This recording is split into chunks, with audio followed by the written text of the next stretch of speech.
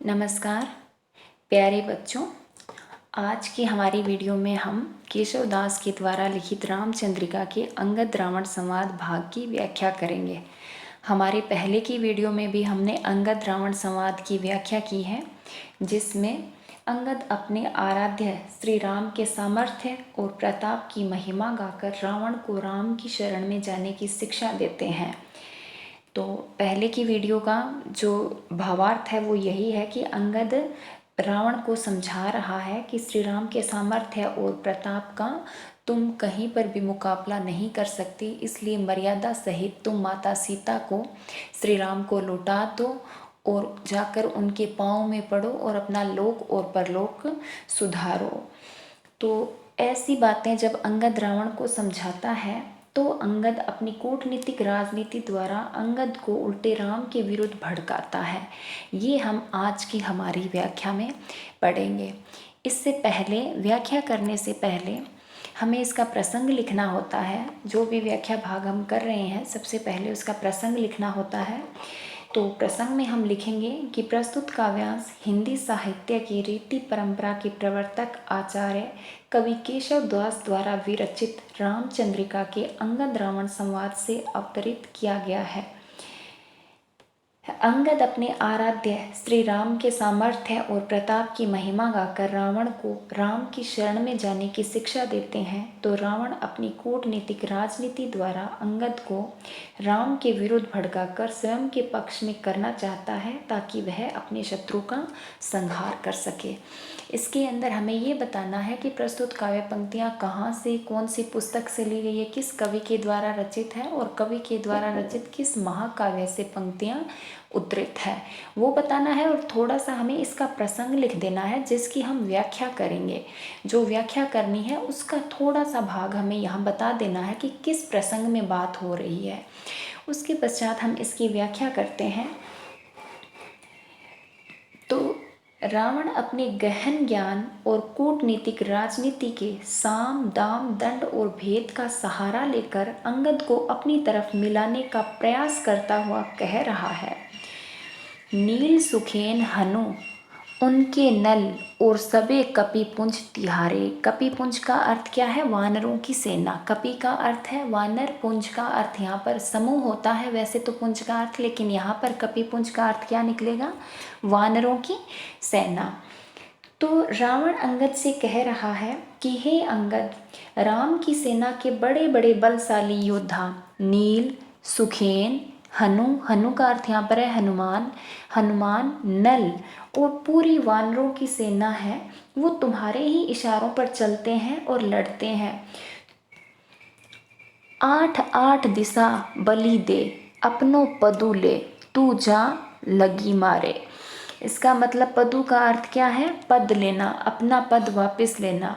कि रावण राम और लक्ष्मण को घेर कर 8 दिशाओं से तुम उन्हें घेर कर अपने पिता की हत्या करने वाले राम को मार सकते हो और उन सभी की 8 दिशाओं में बलि दे सकते हो। और पिता का उत्तराधिकार जो सुग्रीव को राम ने दिया है वह तुम मेरी सहायता से पा सकते हो। यहाँ पर क्या है? अपनो पदुले। कि नील, सुखेन, हनुमान, नल और पूरी की पूरी वानर सेना है वो तुम्हारे इशारों पर चलती है। तो तुम राम लक्ष्मण सहित सभी का 8 दिशाओं के अंदर 8 दिशाओं से घेर कर उनकी बलि दो और अपना पद प्राप्त करो। अपना पद यानी वह पद जो कि तुम्हारे पिता बाली का था और उसके पश्चात उसके ऊपर तुम्हारा अधिकार बनता था, लेकिन राम ने वह पद सुग्रीव को दे दिया। तो तुम सुग्रीव से अपना पद वापस लो।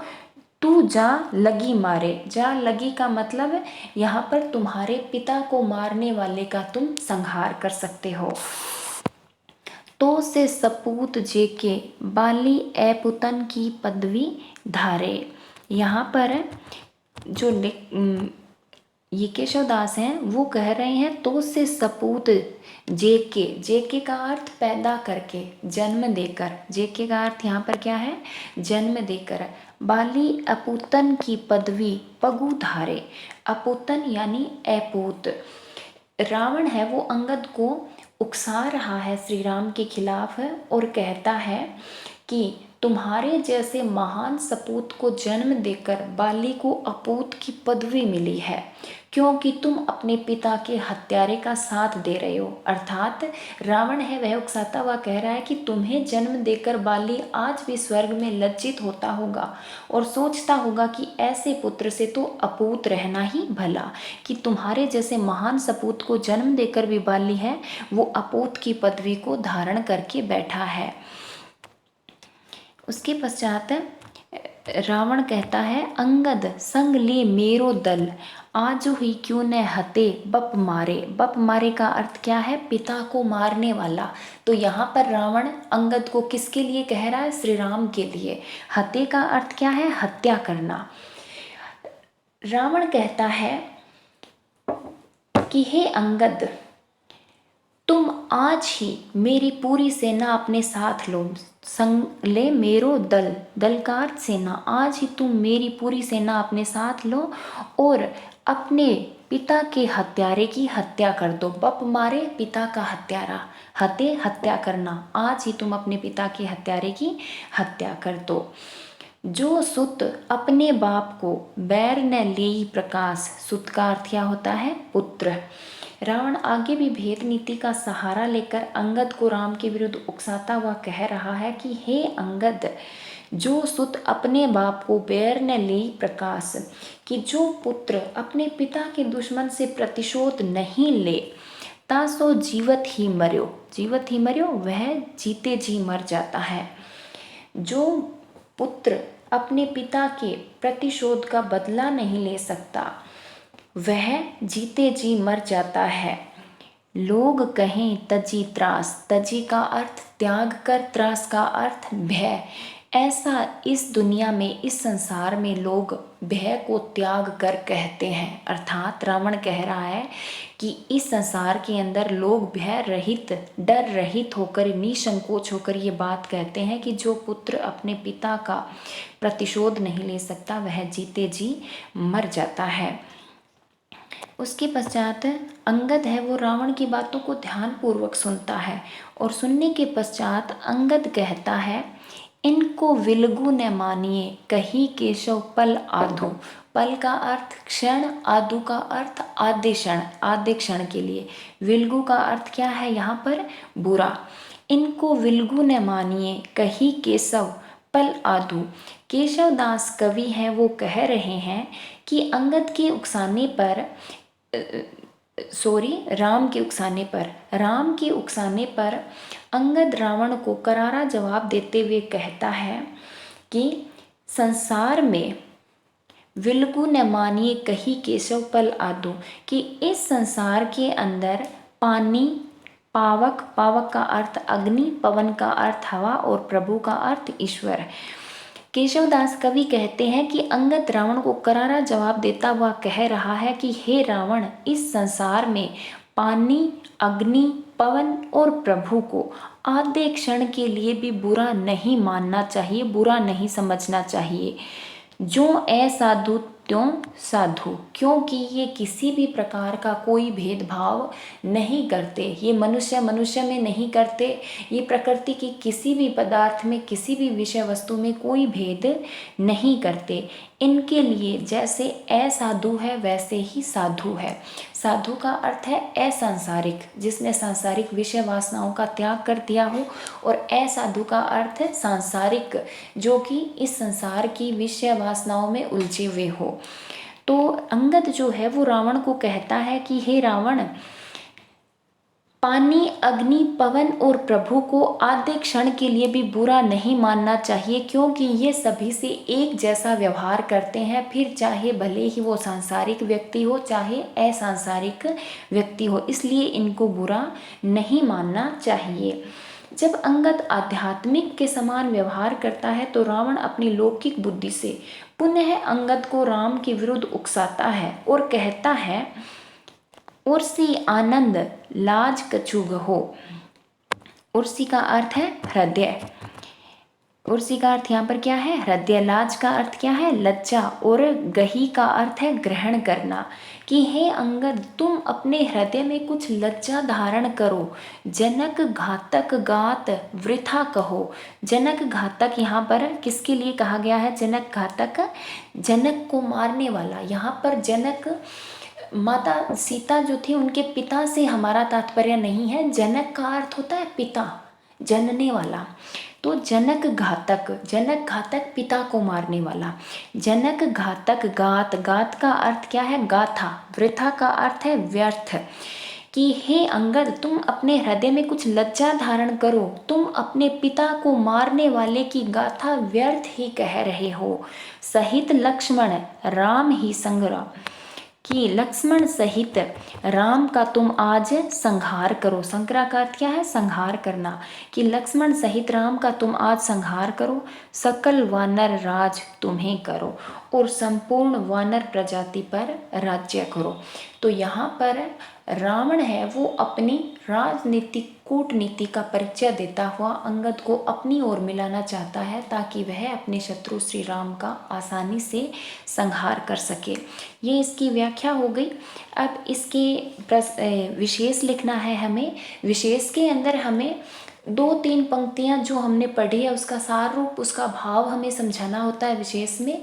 और बाकी इसमें कौन सा अलंकार है, कौन सा रस है, कौन सी भाषा है, कौन सी शब्द शक्ति है, वो सब, कौन सी शैली है, वो सब हमें इसके विशेष में लिखना होता है। तो इसके विशेष में हम सबसे पहले लिखेंगे, केशवदास ने दरबारी जीवन की कूटनीति और साम दाम दंड भेद नीति का इस संवाद में सफलतापूर्वक पालन किया है। रावण का अंगद को राम के विरुद्ध भड़काना यही सिद्ध करता है।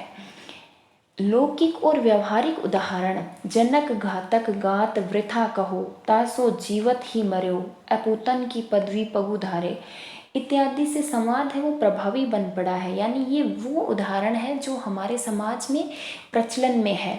हमारे समाज में यही कहा जाता है कि वह मनुष्य जीते जी मर जाता है जो अपने पिता का प्रतिशोध नहीं ले सकता। तो ऐसी उक्तियां कही है यहाँ पर केशवदास ने, जिससे हमारा संवाद है वो प्रभावी बन पड़ा है। प्राकृतिक वस्तुओं पानी, अग्नि, पवन, प्रभु इत्यादि उक्ति है वो बिल्कुल सार्थक है। यानी इसका गहरा अर्थ निकलता है कि अग्नि, पानी, वायु और प्रभु है वो इस धरती के जीवों में कोई भेदभाव नहीं करते। प्रकृति है वो सभी के लिए है उपस्थित है।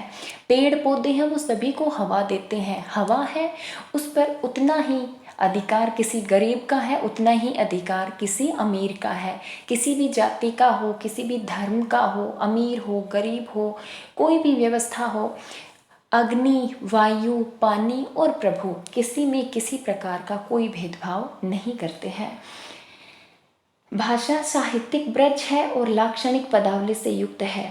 शैली अन्योक्ति परक उपदेशात्मक है और सवैया छंद का प्रयोग किया गया है। उसके पश्चात इसके अगले भाग की व्याख्या हम करते हैं। इसमें प्रसंग हमें वही रखना है जो हमने हमारे इस पहले व्याख्या भाग में रखा है, वही प्रसंग रख के और आगे हम इसकी व्याख्या करते हैं। यह आगे जो संवाद है वो अंगद कह रहा है। अंगद रावण को बोल रहा है, शत्रु सब मित्र हम चित पहचान ही। चित का अर्थ क्या है? हृदय से। पहचान ही का अर्थ है पहचानना।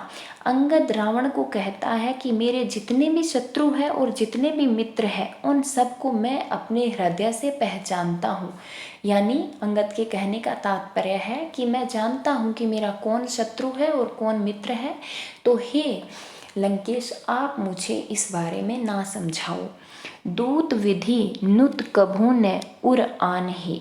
दूत विधि, जो दूत की विधि होती है, वह कहता है कि मैं राम का दूत हूँ और अच्छी तरह जानता हूँ कि मुझे क्या करना चाहिए। दूत विधि, दूत की विधि, नुत का अर्थ है नई, उर का अर्थ है हृदय। वह कहता है कि मुझे, हे रावण, हे लंकेश, मुझे नई दूत विधि न समझाओ। मैं तुम्हारी नई दूत विधि को हृदय से कभी भी स्वीकार नहीं करूँगा। आप मुख देखी अभिलाष अभिलाष, आप मुख देखी अभिलाष अभिलाष, कि हे लंकेश, पहले आप अपना मुख देखिए। आप मुख देखी, अपना मुख देखिए। और अभिलाष अभिलाष अपनी अभिलाषाओं को परखिए। यहाँ पर अभिलाष शब्द जो है वो 2 बार प्रयुक्त हो रहा है और दोनों बार इसका अर्थ है वो अलग निकल रहा है। यानी यहाँ कौन सा अलंकार है? यमक अलंकार है। यमक अलंकार में एक ही शब्द 2 बार प्रयुक्त होता है और दोनों बार उसका अर्थ अलग निकलता है। तो पहले अभिलाष का अर्थ है इच्छा और दूसरे अभिलाष का अर्थ है परखना कि हे लंकेश, आप अपना मुख देखिए और अपनी अभिलाषाओं को परखिए। राखी भुज शीस सब और कह राख हो। भगवान राम ने मुझे भुजा और शीस से सुरक्षित रखा है। भुज भुजा शीस का अर्थ है सिर, कि भगवान राम ने मुझे भुजा और शीस से सुरक्षित रखा है। अब और कहाँ रखेंगे? कहें राख हूँ, अब और कहाँ रखेंगे। यहाँ पर अंगद है वो रावण को कह रहा है कि मुझे भगवान राम ने अच्छे से सुरक्षित रखा है, मुझे अपनी परवाह अपनी चिंता नहीं है। तुम स्वयं अपनी भुजाओं और शीस की राम के वार से रक्षा करो। तो अंगद के स्व उपदेश से चिढ़कर रावण अपना वर्चस्व जताने लगता है। अब जो अगला संवाद है वो रावण का है। रावण अंगद से कहता है, अंगद के स्व उपदेश से चिढ़कर रावण अपना वर्चस्व जताने लगता है और कहता है, महामिचु दासी सदा पाई धोए। महामिचु का अर्थ यहाँ पर क्या है?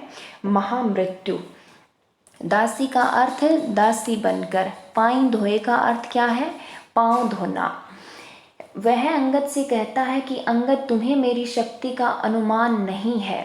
यह संसार मृत्यु से डरता है, लेकिन महामृत्यु मेरी दासी बनकर हमेशा मेरे पांव धोती है। प्रतिहार है कि कृपा सूर जोवे। सूर का अर्थ यहाँ पर क्या है? देवता। जैसे सूर असुर एक दूसरे के पर्यायवाची शब्द होते हैं। असुर का अर्थ होता है राक्षस दानव और सूर का अर्थ होता है देवता। प्रतिहार है कि कृपा सूर जोवे। रावण अपना वर्चस्व जमाते हुए कहता है कि देवता प्रतिहारी के वेश में खड़े रहकर मेरी आज्ञार्थ मेरा मुंह देखते रहते हैं। छपानाथ लीन्हे रहे छत्र जाको। छपानाथ का अर्थ यहाँ पर क्या है? चंद्रमा, सौंदर्य का धनी चंद्रमा। रावण अंगद को कहता है, छपानाथ लीन्हे रहे छत्र जाको। सौंदर्य का धनी चंद्रमा मेरे यहाँ यश कीर्ति का छत्र धारण किए रहता है। करेगो कहा सुग्रीवता को। भला मेरे ऐसे बलशाली रावण का राम का साथ देने वाला सुग्रीव क्या बिगाड़ सकता है। यानी यहाँ पर रावण है वो अंगद पर अपना वर्चस्व जमा रहा है और कहता है कि देवता मेरे यहाँ प्रतिहारी बनकर खड़े रहते हैं। सौंदर्य का धनी चंद्रमा मेरे यहाँ यश कीर्ति का छत्र धारण किए रहता है और महामृत्यु मेरी दासी बनकर हमेशा मेरे पांव धोती है। तो मेरे जैसे बलशाली का तुम्हारा सुग्रीव क्या बिगाड़ लेगा। आगे फिर से रावण है वो अंगद के सामने अपने मुंह से अपनी प्रशंसा करते हुए कह रहा है, सका मेघमाला। मेघालय, मेघालय का अर्थ क्या है? मेघमालाएं, मेघों की मालाएं, मेघों की पंक्तियां। सका का अर्थ क्या है? पनिहारिन यानी पानी भरना। वह कहता है कि मेरे दरबार में मेघमालाएं स्वयं पानी भरती है। सीखी पाककारी, सीखी का अर्थ अग्नि और पाककारी का अर्थ खाना बनाने वाली, और अग्नि स्वयं मेरे यहाँ खाना बनाने वाली का काम करती है। करे कोतवाली महादंडधारी, महादंडधारी का अर्थ यमराज। क्या अर्थ है यहाँ पर? यमराज। करे कोतवाली महादंडधारी, संसार को मृत्यु से दंडित करने वाला दंडाधिकारी यमराज मेरे दरबार में कोतवाली का कार्य करता है। पढ़े वेद ब्रह्मा सदा द्वार जाके, वेद ब्रह्मा सदा द्वार जाके। भाग्य विधाता ब्रह्मा स्वयं मेरे दरबार में मेरी आज्ञानुसार चारों वेदों का सस्वर पाठ करते हैं। कहा बापुरो शत्रु सुग्रीवता के। बापुरो का अर्थ बेचारा। इस प्रकार मेरे बाहुबली शक्तिशाली और असीम शक्ति वाले रावण का राम और सुग्रीव बेचारे क्या बिगाड़ सकते हैं। यहाँ पर जो रावण है वो अपना वर्चस्व दिखाता हुआ राम और सुग्रीव को अपने सामने बेचारा सिद्ध कर रहा है और अपने आप को ताकतवर सिद्ध कर रहा है।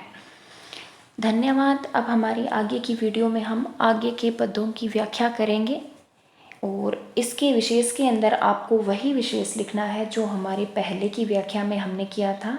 इसके अंदर हमें अलग से यमक अलंकार का लिखना है कि यमक अलंकार का प्रयोग किया गया है। धन्यवाद।